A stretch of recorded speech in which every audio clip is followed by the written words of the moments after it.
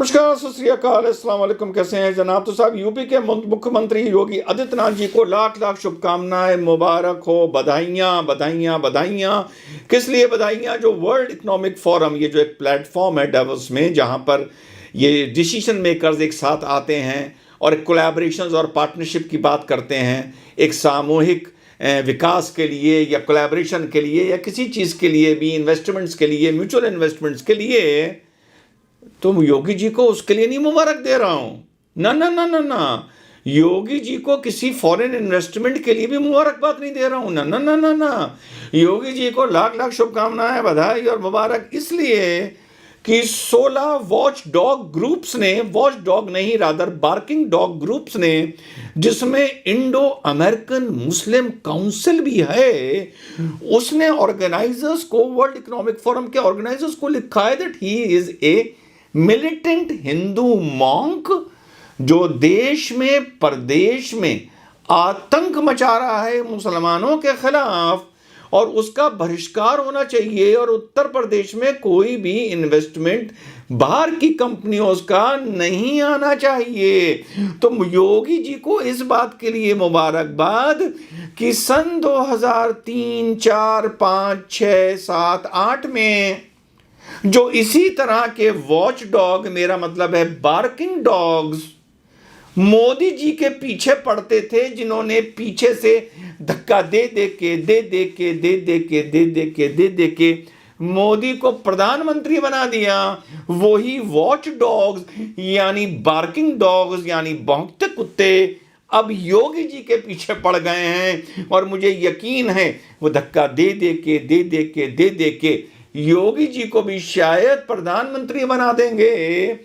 Indo American मुस्लिम council से एक बात याद आई, ये वो ऑर्गेनाइजेशन है जब आतंकवादी ओसामा बिन लादेन को मारने के लिए अमेरिका ने अफगानिस्तान में बॉम्बिंग शुरू की थी, तो ये अमेरिकन प्रेसिडेंट बुश के पुतले जलाया करते थे।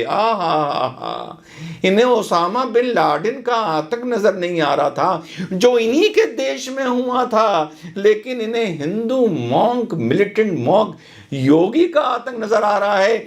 इसीलिए मैं कहता हूं कि राष्ट्र का कंसेप्ट हम लोग समझ रहे हो ना, हम लोगों में नहीं है, हम में सिर्फ उम्मत का कंसेप्ट है। हमें सिर्फ अपने लिए यानी उम्मत की फिक्र करनी है, उम्मत के लिए लड़ना है। और अमेरिका में रहते हुए भी जिसने 9/11 की घटना करी वर्ल्ड ट्रेड सेंटर की, ऐसे आदमी की बॉम्बिंग के अगेंस्ट भी अमेरिकन प्रेसिडेंट के पुतले जलाने हैं। ये 2 टके के इंडो मुस्लिम अमेरिकन काउंसिल वाले ये जलील ये नहीं देख सकते कि इन्हीं के अमेरिका में 2016 से लेकर 2019 के बीच में 32 ब्लैक्स अफ्रो अमेरिकन, जिसमें से 2 बच्चे थे 16 साल से छोटे, जो टॉय पानी फेंकने वाली पिस्टल लिए हुए थे। अमेरिकन पुलिस ने उन लोगों को दौड़ा दौड़ा के मारा और घुटना रख के जो मारा, मैं कम्युनिटी गाइडलाइंस की वजह से आपको नहीं दिखाऊंगा,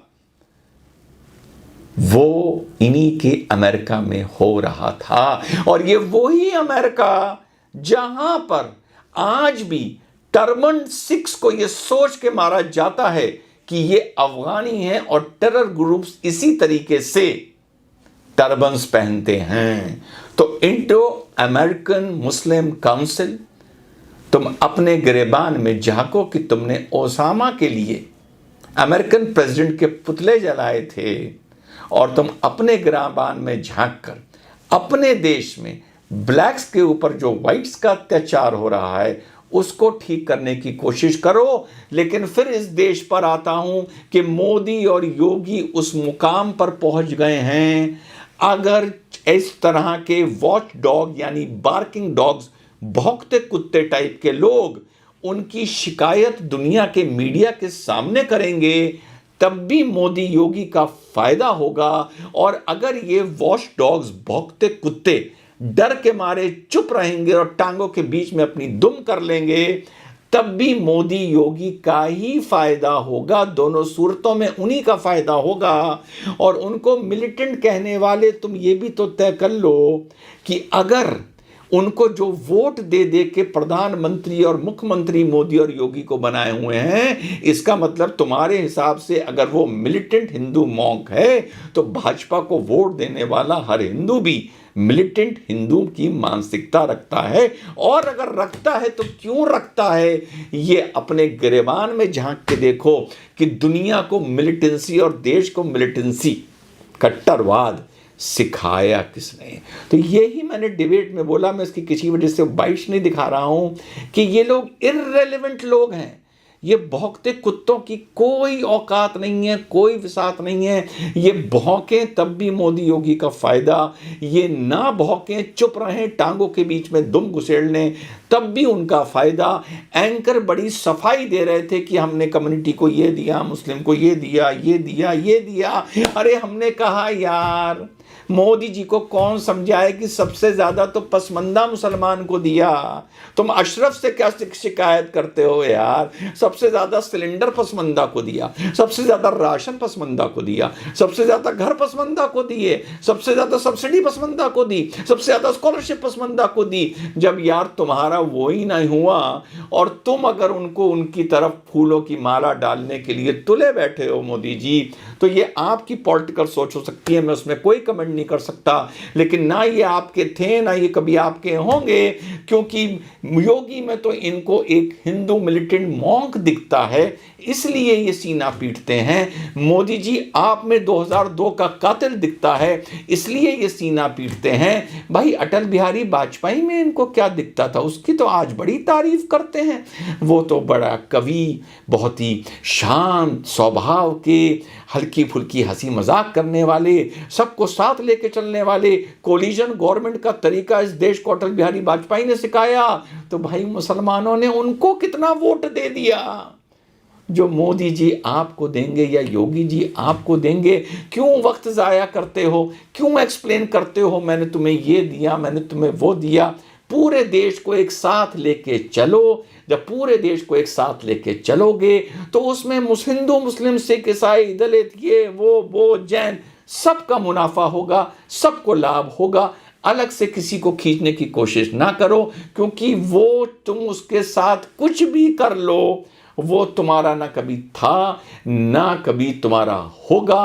वोट भले दे ना दे, तुम्हारी स्कीमों के चलते डिबेट में बैठ के तुम्हारा फूटे मुंह झूठे मुंह एक बार शुक्रिया भी नहीं करेगा। इनकी इतनी हैसियत नहीं कि तुम अलग से इनके लिए कोई स्कीम बनाओ कि इनको साथ लेके चलना है। मोदी जी योगी जी पूरे देश को साथ लेके चलो। जिसको तुम्हारे साथ विकास की धारा में चलना है वो चलेगा, और जिसको नहीं चलना है और कुड़ना और कोसना है वो तुम्हें तहा जिंदगी तुमसे कुड़ेगा और तुम्हें कोसेगा। तुम कलेजा निकाल के भी उसकी बिरयानी में भून कर रख दोगे, तुम्हारा कलेजा खाने के बाद भी वो तुम्हारा नहीं होगा। जय हिंद, वंदे मातरम, खुदा हाफिज।